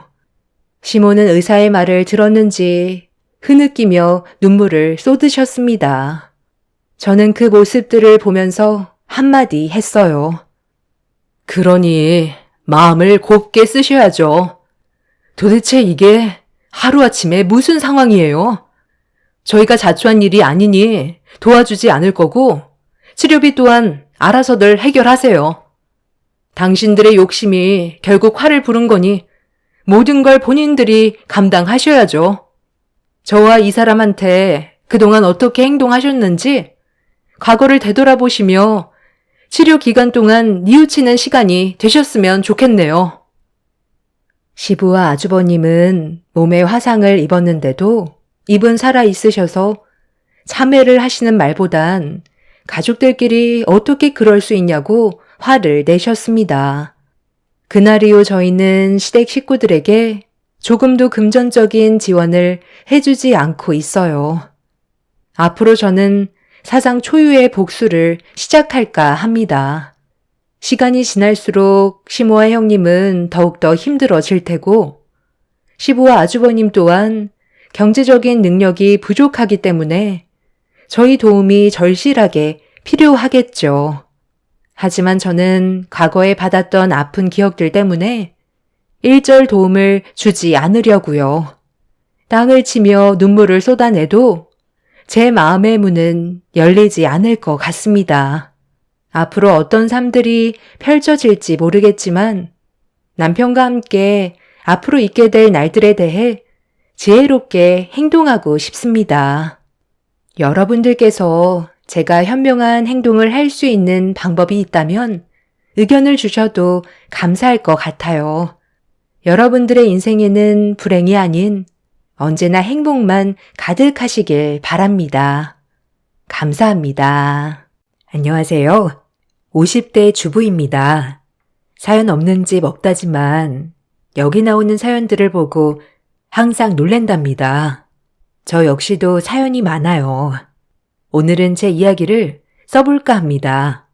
전 어렸을 때 집이 가난하여 중학교까지밖에 졸업을 하지 못하였어요. 제 나이 또래 친구들을 보면 학교를 못 나오는 친구들도 간간이 있던 터라 공감대 형성이 되는 친구들이 많았습니다. 전 중학교를 졸업하자마자 공장에 취직했어요. 전 중학교 때까지 공부를 곧잘 했었기 때문에 꼭 고등학교를 진학하고 싶었죠. 하지만 현실은 그럴 수 없었어요. 무슨 고등학교야? 너네 언니 지금 공장에서 일하는 거 안 보여? 여자의 중학교까지 보내줬으면 됐지. 뭘 그래? 엄마, 제발요. 학비만 보태주시면 제가 나머진 알아서 할게요. 고등학교라도 나와야 은행에 취직이라도 하죠. 은행 같은 소리 하고 있네. 지금 한 푼이 아쉽다. 너도 중학교까지 보내줬으면 얼른 일할 준비해. 어디 학교 못 가는 애들이 한둘이냐? 그래, 엄마 말 들어라. 우리 집 형편이 그럴 형편도 아니고. 아빠가 죄인이다, 너희한테. 너희들 볼 면목이 없어. 고등학교에 진학하고 싶었지만 부모님은 없는 살림에 중학교까지 보내줬으면 됐지 무슨 고등학교냐고 면박을 주셨죠. 그 말도 맞았어요. 제가 마음 편히 학교를 다닐 수 없는 환경이었거든요. 없는 살림에 한 푼이라도 더 벌어 집에 보탬이 되어야 했으니까요. 그렇게 4년을 일했습니다. 제 나이는 어느덧 20살이 돼 있었고 20살이 되어 보니 하나둘 시집 가는 친구들도 있고 대학교에 가는 친구들도 있더라고요. 한 번도 공부에 미련을 갖지 않았는데 그때는 얼마나 대학교에 가는 친구들이 부럽던지 그때 깨달았어요. 주경야독, 낮에는 일하고 밤에는 공부를 해보자고 생각이 들었죠. 조금씩 저금을 해뒀던 터라 희망을 가졌죠. 그렇게 전 야간 고등학교를 진학했습니다. 운명이었는지 그곳의 선생님과 사랑에 빠졌어요. 그렇게 시댁에 완강한 반대가 있었지만 저희는 결혼에 성공했어요. 남편이 우직한 사람이었기에 가능했던 일이었어요. 말이 되는 거니? 어떻게 네가 가르친 학생이랑 눈이 맞아 결혼을 한다고 해? 너 엄마 죽는 꼴 보고 싶어서 그래? 죄송해요. 엄마, 도영이 착한 애예요. 제가 사람 보는 눈이 있어요. 그러니까 한 번만 저 믿어주세요. 도영이랑 행복하게 살게요. 결혼해서 이혼은 절대 안 된다. 네가 선택한 결혼 끝까지 책임져. 대신 이제 내 덕볼 생각은 말아라. 그렇게 반대해도 네가 선택한 네 결혼이니까. 하여튼 더 이상 긴 말 마라. 당신도 포기해. 그렇게 말려도 하겠다는데 진생 지가 사는 거지. 시부모님의 반대가 완강했지만 남편 또한 완강했기 때문에 저희는 결혼에 성공할 수 있었습니다. 그리고 전 큰 집안 살림을 해야 했기에 학교를 그만두고 집안 살림에 전념했습니다. 그런 저는 시댁의 미운오리 새끼였죠. 나이도 어렸고 체중 학력도 중졸이었기에 시댁에서는 절 너무도 싫어했어요. 특히나 위로 형님 두 분이 계셨는데 그 형님들의 학벌이 석 박사는 기본이었거든요. 어머, 진짜 웃겨. 나 진짜 쇼킹이잖아. 도련님, 아니 이제 서방님이라 불러야 하나? 서방님도 어떻게 된 거 아냐? 그러게 말이에요. 아니 중졸이 웬 말이야? 그래도 기본은 맞춰줘야지. 나 우리 서방님이 정열파인 줄 몰랐네 진짜. 어떻게 조건을 안 볼 수가 있지? 그래도 웬만해야지. 안 그래요? 그래도 뭐 그러려니 해야죠. 차라리 잘 됐죠.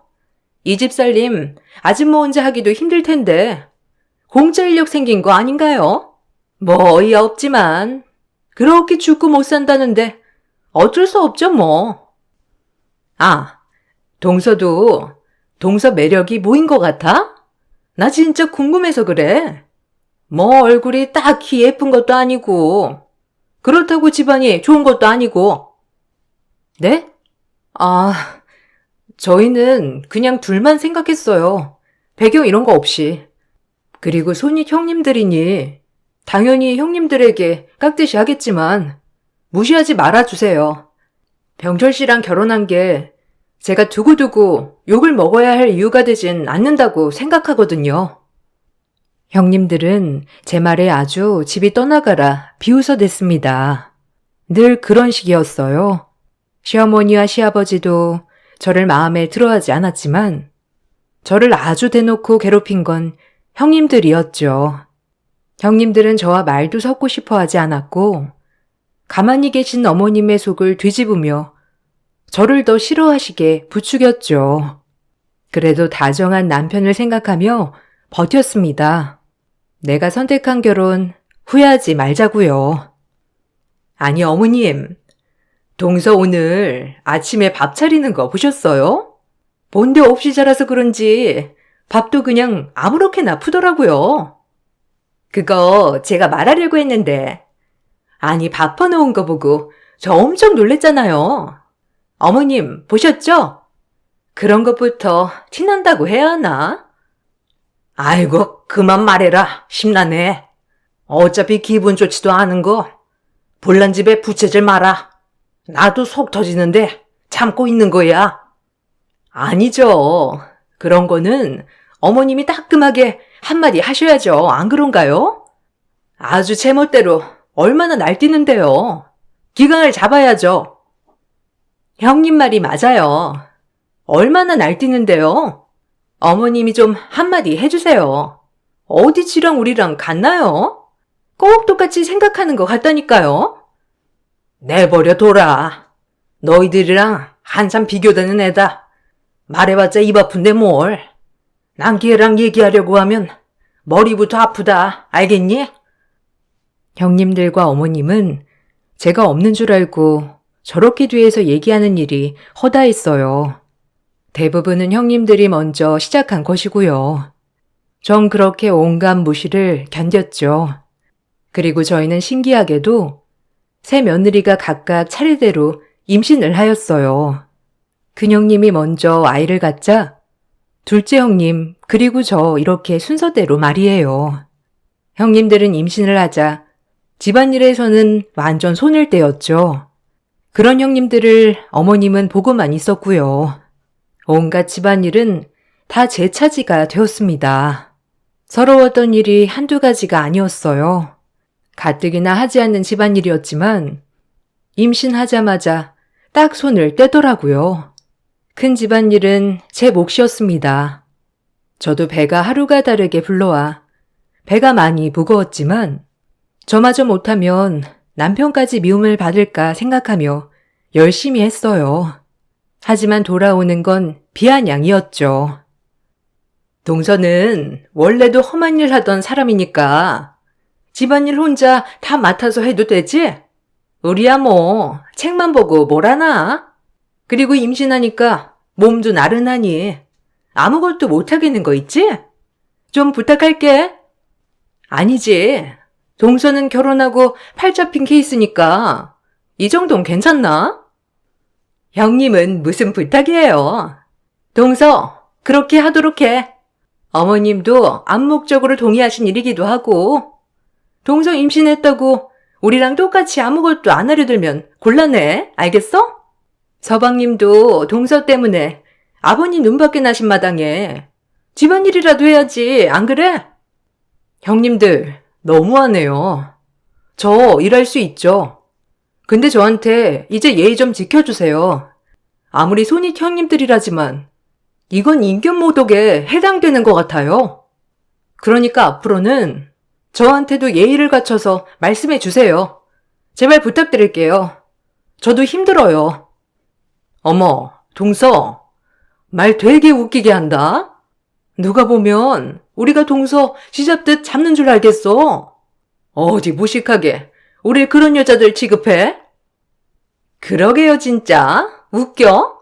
뭐 눈엔 뭐만 보인다더니 동서 주변에 죄다 피해의식이 있는 사람들 뿐이구나. 작작해.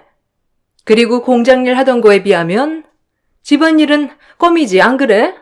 그런 식으로 주제 파악 못하면 정말 곤란해. 알겠지? 제가 형님들에게 예의를 갖춰달라고 말이라도 할 때는 형님들은 저를 피해망상에 심한 여자로 몰아갔죠. 그렇게 전 혹독한 시집살이를 건디며 홀로 아이를 뱃속에 품고 감내해야만 했었죠. 남편 외엔 아무도 저의 편이 없었거든요. 그렇게 입덧티도 못 내고 형님들 시중까지 들어가며 집안일을 했어요. 형님들이 출산을 하고 나서도 모든 일이 저의 일이 되었죠. 형님들은 본인들과 똑 닮은 딸들을 낳았어요. 그리고 곧이어 저도 아이를 낳았습니다. 아버님께서 노래를 부르던 아들이었죠. 어머, 아들이라고? 참나, 말도 안 돼. 그럼 뭐해? 정말 내놓은 자식 아들인데. 신경 쓰지 마, 동서. 설마 아들 하나 낳았다고 변하겠어? 당연하죠. 아버님이 어떤 분인데. 그렇게 반대할 결혼할 서방님 아이인데. 설마 그러시기야 하겠어요? 아우, 짜증나. 왜 하필이면 그 물건한테 아들을? 아우, 속상해 정말. 동서 절대 기어오르지 못하게 단단히 우리가 눌러놔요, 형님. 당연하지. 자기가 어디라고 우리한테 까불어? 절대 안 되지. 아들 낳으면 다야. 우리도 둘째 낳으면 돼. 그럼 지금이랑 다를 거 없어. 형님들은 거실에서 이런 얘기를 하고 있더군요. 너무 어이가 없었죠. 저만 아들을 낳은 것도 형님들에겐 미움의 대상이었어요. 그리고 제가 아들을 낳자 형님들의 괴롭힘은 더 심해졌어요. 아무래도 혹시나 아버님 재산이 많은데 그것이 손자한테로 갈까봐 하는 마음 때문이었죠. 전 아들이 주는 기쁨을 나날이 느끼며 하루하루 살아갔어요. 집안일이 생각보다 많이 고됐지만 아들의 재롱을 보는 날 때문에 힘든 것도 잊어버렸죠. 저는 그렇게 아들과 남편만을 위해 살았어요. 아무래도 시어머니와 시아버지는 손녀인 형님들 딸들보다 저희 아들을 조금 더 예뻐하는 눈치였지만 저 때문에 확 예뻐하진 않았어요. 그것도 아들한테 참 미안했죠. 괜히 엄마 잘못 만나 할아버지 할머니의 사랑도 못 받는 것 같아서 말이에요. 하지만 이 집의 아들 파워는 대단했어요. 그렇게 절 미워하였던 시어머니는 저만 아들을 낳자 눈에 띄게 제 아들만을 싸고 돌았습니다. 아무래도 여자아이들은 시집가면 그만이라는 생각을 가지고 계신 옛날 사람이었으니까요. 제 인생에서 가장 행복했어요. 그래도 사랑받는 아들을 볼 수 있으니 말이에요. 나 윤우랑 마실 좀 다녀올 테니 집 잘 보고 있어라. 그리고 어미, 오늘 닭곰탕 좀 끓여놓고 먹고 싶단다. 어머, 어머님은 윤우만 데리고 가시게요? 우리 아영이랑 아윤이도 있는데 꼭 윤우만 데리고 다니시더라? 내가 또 언제 윤우만 데리고 다녔다고? 아영이랑 아윤이도 그럼 옷 입히거라. 같이 데리고 가지 뭐. 닭곰탕 해놓고. 네, 어머님. 닭곰탕 해놓을게요. 걱정 마세요. 아영이 잘 챙겨주세요. 그래도 어머님 첫 손녀잖아요. 시어머니는 노골적인 편에는 아니었지만 은근히 제 아들만 데리고 다니고 싶어 했죠. 하지만 형님들은 은근 견제했어요. 전 그냥 그러려니 했죠. 그런 행동들에 엮이고 싶지 않았거든요. 그리고 첫째 형님은 서럽다는 듯이 둘째를 가졌어요. 그리고 꿈에 그리던 아들을 낳았죠. 시부모님들은 눈에 띄게 좋아하셨어요. 워낙 아들 사랑이 유난스러웠던 분들이니 큰형님이 아들을 낳았다고 하니 언제 그랬냐는 듯이 시부모님의 사랑은 막내 손자에게로 갔어요. 아무래도 박사까지 간 며느리에게 나온 손자이니 더욱더 고귀했겠죠. 전 그런 아들에게조차 미안한 엄마가 되었어요. 형님은 아들을 낳더니 기세가 더 등등했어요. 그럼 이래야 정상이지. 당연히 누릴 걸 누려야 정상이지, 안 그래, 동서? 이 그림이 맞는 거잖아, 안 그래? 그럼요.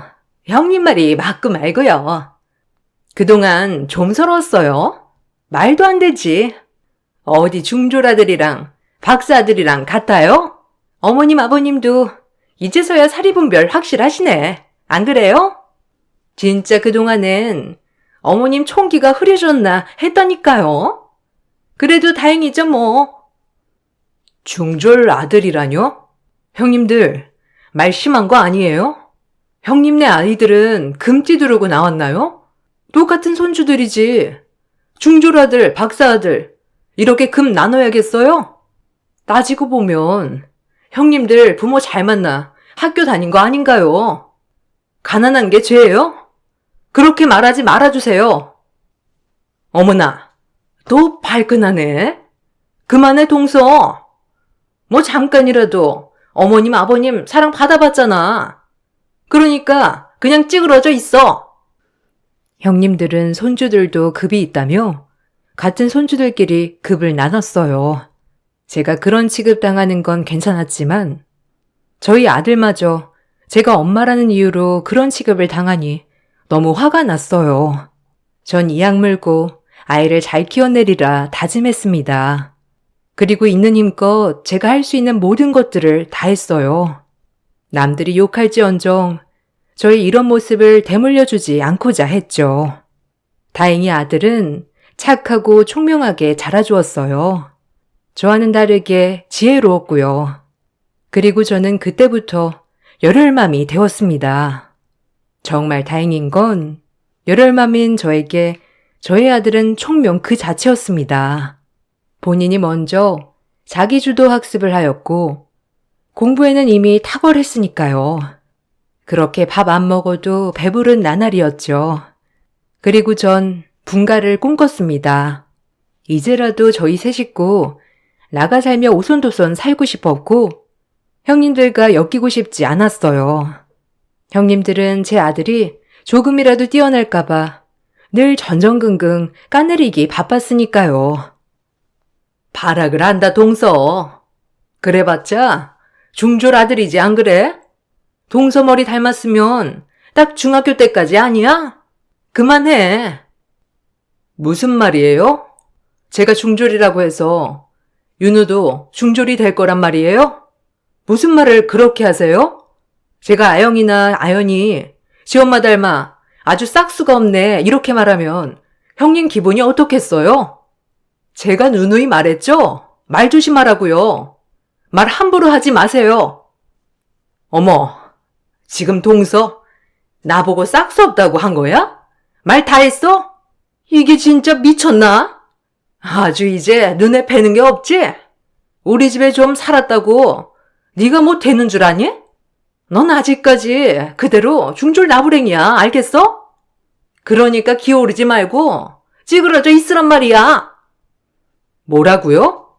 말 다 했어요? 두고 보자고요. 끝에 누가 웃게 되는지 형님인지 저인지 아셨어요? 저 절대 이렇게 가만 못 있으니까. 전 이 말만을 남겼습니다. 그리고 아들의 교육에 집중했어요. 맹모삼천지교라고 이 세상에 태어나서 그렇게 열정을 쏟아본 적이 처음이었죠. 다행이었던 건 아들이 그런 저를 잘 따라와 주었습니다. 만약 아들이 싫어했다면 못했을 테죠. 뭐든 완벽했어요. 공부하기 싫은 방학에도 제 말을 따라 주었죠. 낮에는 학원, 밤에는 자기주도 학습을 철저히 시켰거든요.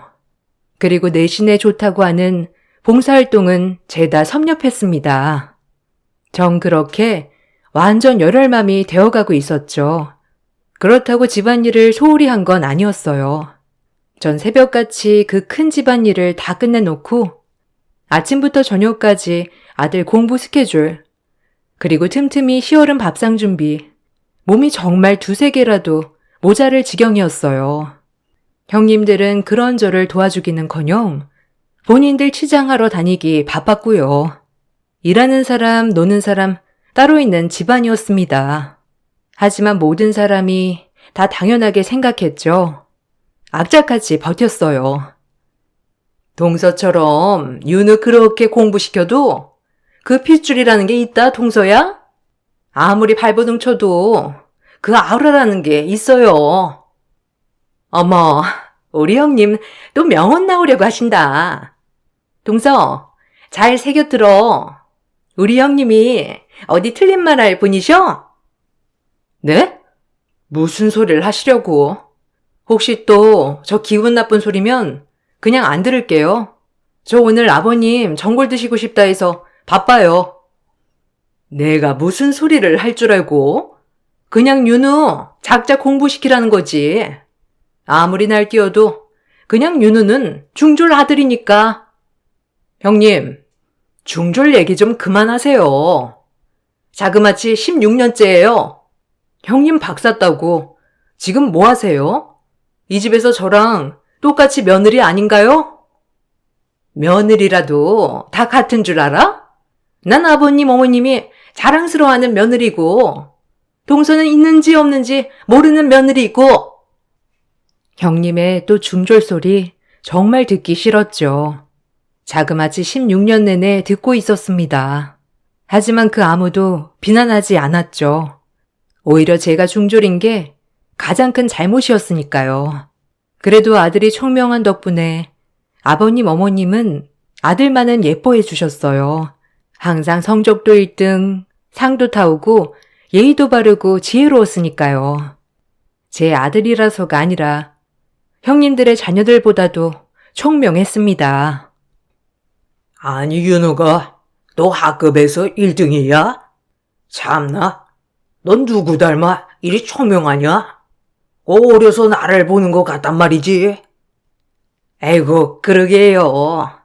우리 윤우가 어렸을 적 할애비랑 지 아빠 쏙 빼닮았지 뭐예요. 우리 윤우 덕에 웃는다 아주. 아, 윤우가 또 1등 했구나? 아영이는 2등 했던데. 아버님, 아영이랑 윤우랑 간발의 차예요. 다음엔 아영이가 1등 할걸요? 물려받은 지식 어디 가겠어요. 길고 짧은 건 대봐야 알죠. 아, 그리고 우리 아연이도 이번에 반장 선거 나가게 됐다니까요. 아이고, 우리 아연이, 우리 막내 손자. 이 할아비 닮았으면 반장 당연히 되겠지. 안 그러냐? 아주 손자들 덕에 내가 이 나이에 이렇게 기쁘구나. 웃는 날이 없었는데 요즘에 손자들 보는 낙에 산다니까. 아무쪼록 너희 자식 농사 잘 지었다. 그러게요, 아버님. 감사해요. 그래도 엄마 머리도 닮을 수 있는데 윤우는 좀 더 두고 봐야 하지 않겠어요? 농담. 제가 살면서 느낀 것은 제가 중졸이 아니었다면 형님은 무슨 낙으로 살았을까라는 생각을 수도 없이 했죠.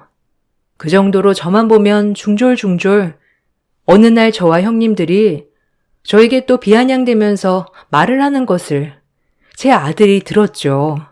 가지가지였어요. 아니, 웃기지 않아요? 아버님도 항상 윤우 얘기하는 거 보면 그래도 아연이가 진짜 손자지. 어디 윤우랑 비교해? 괜히 그러시는 거지. 동서는 아버님 몰라? 아버님이 그 많은 재산 어디 나중에 중졸 아들한테 물려주실까? 그래도 요새 윤우 너무 예뻐하는 거 보면 좀 쎄하지 않아요? 전 이러다가 저들한테도 이 재산 나눠줘야 할까봐 걱정이에요. 동서, 걱정 마.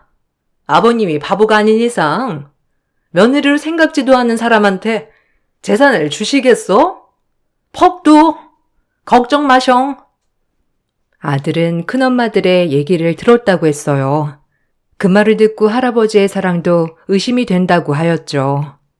또 형님들에게 무턱대고 덤비지 않았지만 방에서 막 울더라고요. 그 모습을 보니 마음이 찢어지는 것 같았습니다. 엄마 잘못 만나 괜한 소리 듣고 있는 거 아닌가 해서요. 전 그런 아들이 우는 모습을 지켜보며 아들에게 미안하다고 사과를 했어요. 하지만 아들은 절 위로해 주더군요. 미안해. 엄마 때문에. 엄마가 진짜 가난했거든. 그래서 학교를 못 갔어. 우리 윤우도 이런 엄마가 창피하지? 아니야. 엄마, 내가 미안해. 엄마가 그동안 어떻게 살아왔는지 다 아는데 내가 더 열심히 해서 엄마 소름 갚아줄게. 아니, 우리 아들은 지금 충분히 잘하고 있어. 더 이상 애쓰지 않아도 돼.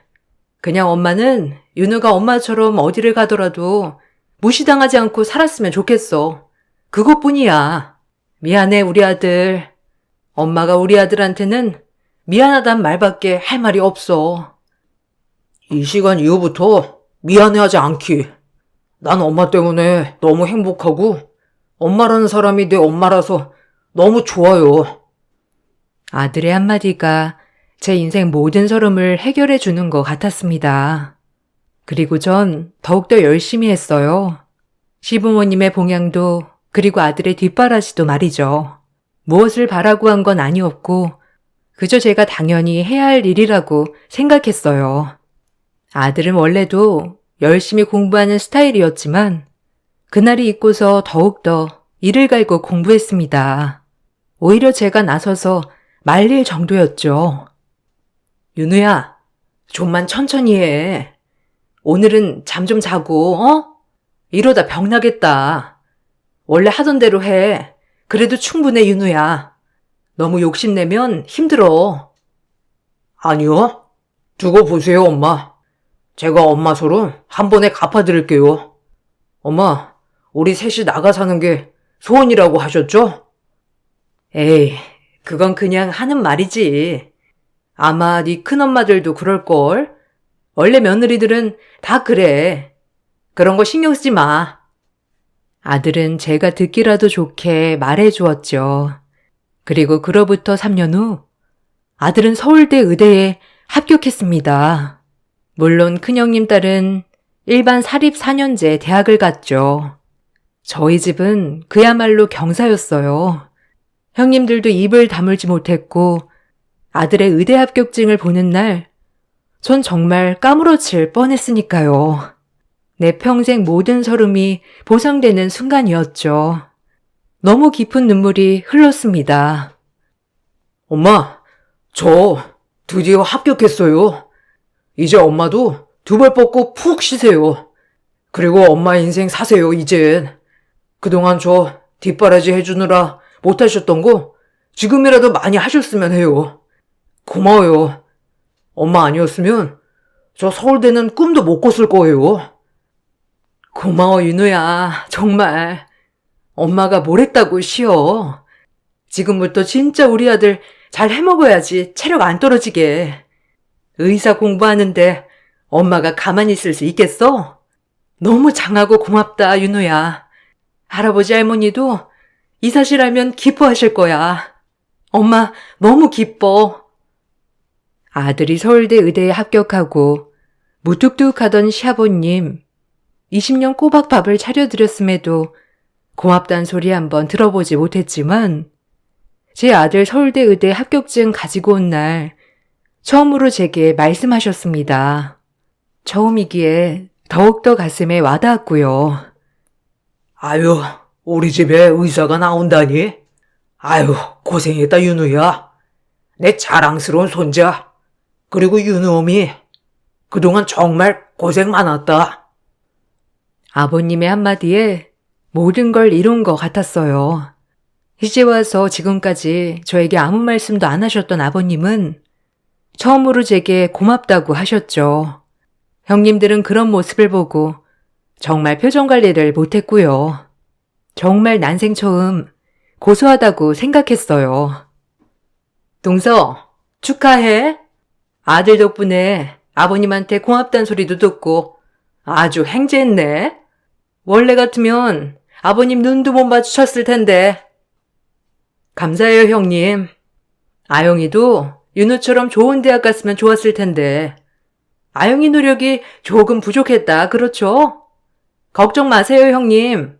형님한텐 아연이도 있잖아요. 아연이가 서울대 의대에 들어가 주겠죠, 뭐. 그럼 걱정 푹 놓으셔도 되잖아요. 전 그럼 이만. 뭐? 동서, 말 다 했어? 내가 가만히 있을 줄 알아? 우리 아연이 얼마나 대학 잘 가는지 두고 보자고. 내가 너 코 납작하게 할 거야. 형님의 약을 바짝 올려놨습니다. 얼마나 고소하던지, 그리고 그의 구정이 되었어요. 아버님은 한 해 한 해 저희에게 세뱃돈을 주시지만 저는 받아본 적 없는 세뱃돈이었어요. 아버님이 한 말씀 하셨죠. 그 말에 형님들은 박장대소를 했습니다. 아주 크게 말이죠. 저 역시도 그 말을 듣고 심장이 두근거렸어요. 그 이야기는 명절 세뱃돈을 학력 순서대로 준다는 말이었죠. 심장이 벌렁거렸습니다.